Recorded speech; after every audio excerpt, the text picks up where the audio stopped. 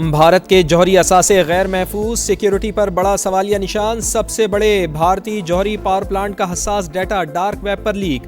نقشے، سپلائرز کی تفصیلات، انشورنس دستاویزات، تکنیکی معلومات شامل۔ تامل ناڈو میں واقع جوہری پلانٹ بھارتی توانائی پروگرام کا اہم حصہ۔ برطانوی خبررساں ایجنسی کے مطابق ڈیٹا ریلائنس انفراسٹرکچر سے منسلک سرور سے حاصل کیا گیا۔ بین الاقوامی پانی پر قبضے کی جنگ، ایران کے جنوبی حصے امریکی فوج کے نشانے پر۔ حملوں میں 30 شہری اور 7 اہلکار شہید۔ ترجمان ایرانی حکومت کی تصدیق، چوتھے روز بھی خوفناک بمباری۔ بندرعباس، سیرک، قیشم اور چابہار میں دھماکے۔ کیش میں پانی اور بجلی کی تنصیبات نشانہ۔ بوش شہر نیوکلیئر پاور پلانٹ کے اطراف فضائی دفاعی نظام فعال۔ سینٹ کام کے مطابق ایران کے خلاف حملوں کا ایک اور مرحلہ مکمل کر لیا۔ لڑاکا طیاروں، ڈرونز اور بحری جنگی جہازوں نے ایرانی اہداف کو ٹارگٹ کیا۔ پڑوسی ممالک کی جانب بھی درجنوں میزائل اور ڈرون داغے۔ امریکہ نے ایک بار پھر ایران کی ناکہ بندی کر دی۔ بندرگاہوں اور ساحلی علاقوں کی طرف جانے اور آنے والے جہازوں پر پابندی عائد کر دی۔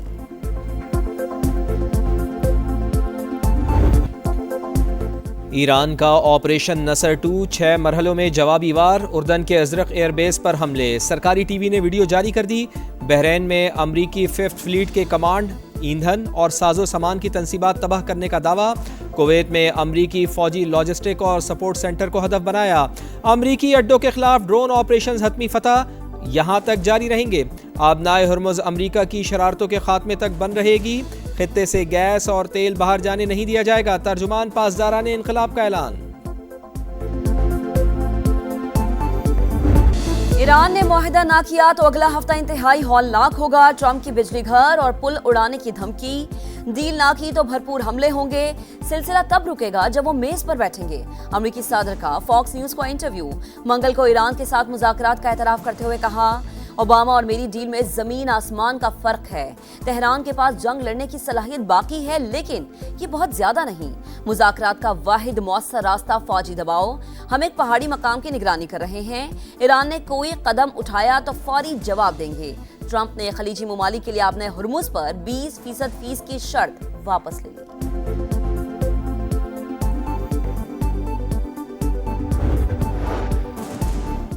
ٹرمپ میدان جنگ میں مقاصد حاصل کرنے میں ناکام رہے۔ جن لوگوں نے ہمارا ملک توڑنے کی کوشش کی وہ خود دیکھیں کامیاب ہوئے یا ناکام۔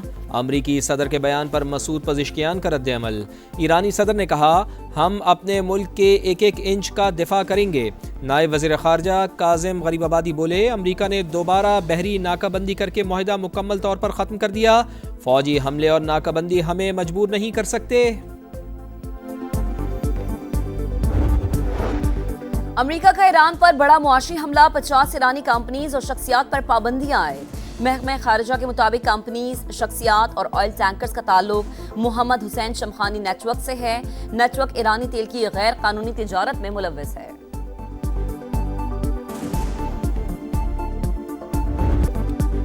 ایران امریکہ کشیدگی کے معیشت پر منفی اثرات۔ خام تیل کی قیمتوں میں مزید اضافہ۔ امریکی خام تیل کی قیمت $79.6 فی بیرل ہو گئی۔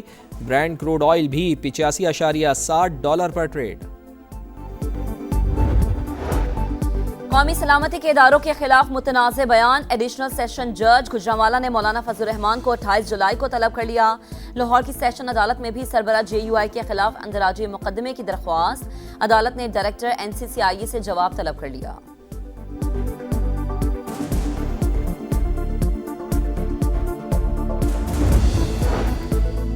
وزیر اعلیٰ سندھ سے قومی پیغام امن کمیٹی کے وفد کی ملاقات۔ مذہبی ہم آہنگی، قومی یکجہتی کے فروغ پر بات چیت۔ مراد علی شاہ نے کہا، انتہا پسندی، فرقہ واریت کے خاتمے کے لیے مشترکہ کردار ادا کرنا ہوگا۔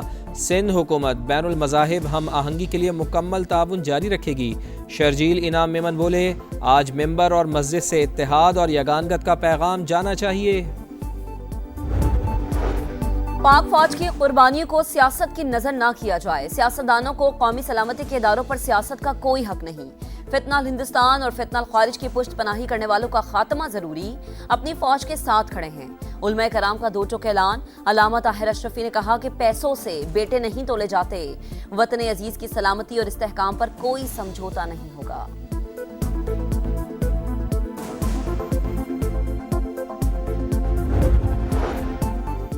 شہداء سے متعلق بیان افسوسناک، مولانا فضل الرحمان پوری قوم سے معافی مانگیں۔ اسپیکر پنجاب اسمبلی ملک محمد احمد خان کا مطالبہ، کہا حالیہ بیان میں بغض جھلک رہا ہے، یہ کیسے ممکن ہے کہ آپ شہداء کی تذلیل کریں؟ شہداء کی بے حرمتی کسی صورت بھی قابل قبول نہیں، سیاسی جد و جہد کو کسی طور تشدد سے نہیں جوڑا جا سکتا، سوچنا چاہیے۔ اس وقت پوری دنیا کا امن داؤ پر لگا ہے، دہشت گردی کے خاتمے پر پوری قوم کا اتفاق۔ دہشت گردوں کو نشان عبرت بنانے کے لیے بلوچستان میں آپریشن شبان، مزید 3 خوارج انجام کو پہنچ گئے، تعداد 88 ہو گئی۔ ہلاک دہشت گردوں سے بڑی تعداد میں اسلحہ، گولہ بارود، راکٹ لانچر، موبائل فونز اور دیگر سامان برآمد۔ سیکیورٹی ذرائع کے مطابق 5 جولائی سے اب تک 126 دہشت گرد انجام کو پہنچ چکے، مکمل خاتمے تک آپریشن شبان جاری رکھنے کا عزم۔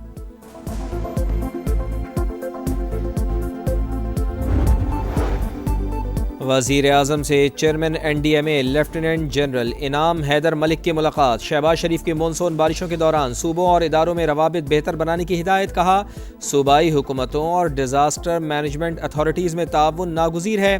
وزیر اعظم کو ہنگامی صورتحال کی تیاری پر بریفنگ۔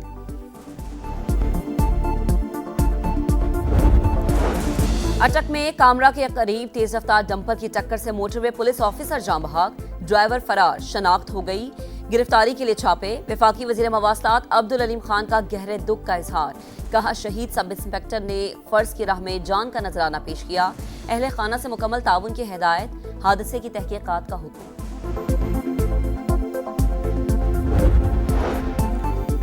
کراچی سے ملک بھر میں اجناس کی سپلائی رک گئی، لاکھوں روپے کے چالان پر دکانداروں کا پارا ہائی، جوڑیا بازار میں ہڑتال، دیگر مارکیٹس بھی جزوی بند، ملک بھر میں جانے والے اجناس کے ٹرک مال لوڈ نہ کر سکے۔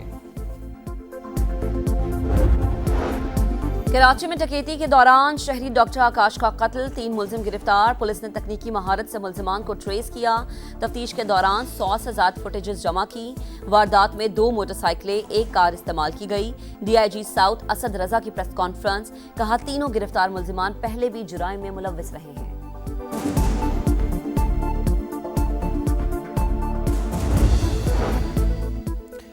روشن مستقبل کے لیے زندگی داؤ پر، ڈنکی کے ذریعے اٹلی جانے کی خواہش، 12 پاکستانی نوجوان انسانی اسمگلرز کے شکنجے میں، 7 نوجوان لاہور کے رہائشی، بیسن گاؤں میں کوہرام، اہل خانہ اپنے پیاروں سے رابطہ نہ ہونے پر غمزدہ، مجھے میرا بیٹا واپس لا دو، باٹا پور کے دلشاد کی والدہ صدمے سے نڈھال، حکام سے مدد کی اپیل۔